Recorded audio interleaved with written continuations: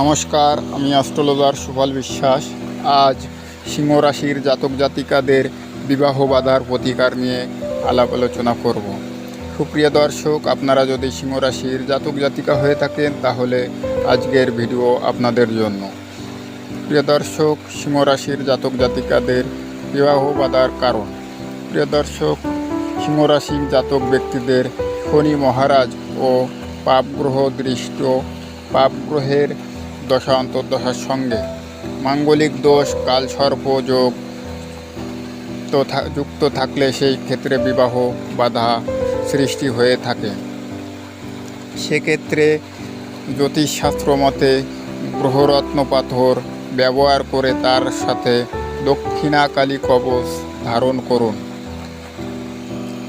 পবিত্রতার সাথে অনুরাধা ও শতাবিশা নক্ষত্রে রবিবারের শ্বেত বিড়ালের মূল, কাঁঠালের মূল, পাটের মূল ও আমলখির মূল একসাথে নীল সুতা দ্বারা বেঁধে 3 ঘন্টা শ্বেত চন্দন, ছাগ দুধ ও কামরাঙ্গার শিকড় বাটা কাঠের মধ্যে ভিজিয়ে রাখুন।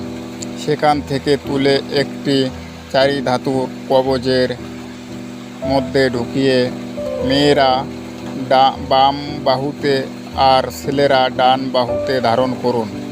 তারপর যখন পাত্রপাত্রী দেখাদেখির হবে তখন কলার মূল, কচুর মূল, বংশমূল ও নীল অপরাজিতার মূল একসঙ্গে বেটে কপালে কানে তিলকের ন্যায় ফোঁটা দিয়ে দেখাদেখি করুন।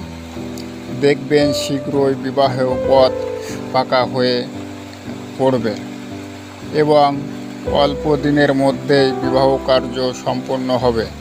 তৎপর বিবাহ সত্ত্বর স্বামী স্ত্রী মিলে কোনো অভিজ্ঞ জ্যোতিষীর পরামর্শ মতে ব্যবস্থা গ্রহণ করুন।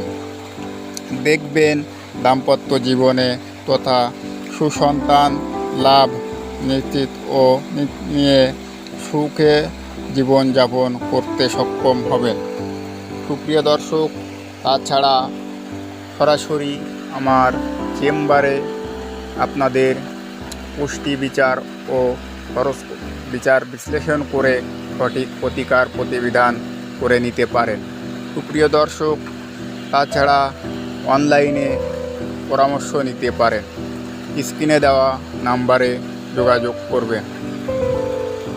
সুপ্রিয় দর্শক, এছাড়া কী ধরনের ভিডিও দেখতে চান আপনারা কমেন্ট বক্সে আপনাদের মূল্যবান মতামত জানাতে পারেন।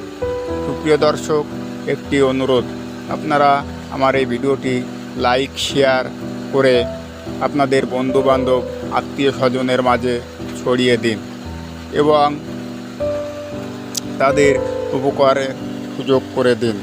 প্রিয় দর্শক, আজকের ভিডিও এই পর্যন্ত। আপনারা সবাই ভালো থাকুন, সুস্থ থাকুন।